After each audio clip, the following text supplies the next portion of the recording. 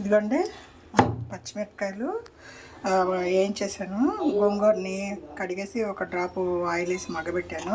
First పచ్చిమిరపకాయలు, ఎల్లుల్లిపాయ, జీలకర్ర, ఉప్పు వేసి చక్కబదగా కొట్టాను. తర్వాత ఉడికిచ్చిన గోంగూరని వేసి చక్కబదగా కొట్టాను. తర్వాత ఉల్లిపాయలు చక్కబదగా కొట్టేసానండి.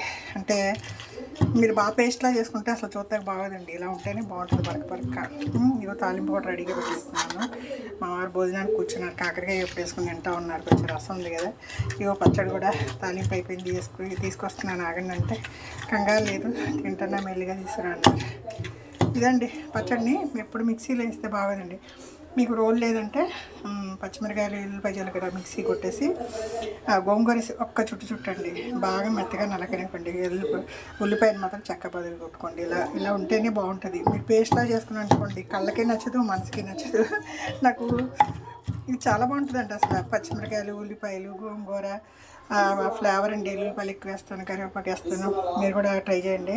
ఇదిగోండి తాలింపు రెడీగా ఉంది కదా, దీంట్లోకి తీసేసి నేను రోట్లో అంటే అన్నం వేసుకుని తుడుచుకుని తింటాను. అండ్ నాకు ఆకలి వస్తుందండి. నాకు కూడా రోట్లో ఎప్పుడూ వదిలిపెట్టను, రోట్లో అన్నం వేసుకొని తుడుచుకుని తినేస్తా. ఒక చేతితో వీడియో తీస్తున్నాను కదండి, ఇంకా ఈ పచ్చడి ఎత్తిపెట్టేసి ఆ రోట్లో అన్నం వేసి తుడుచుకుని తినేస్తా.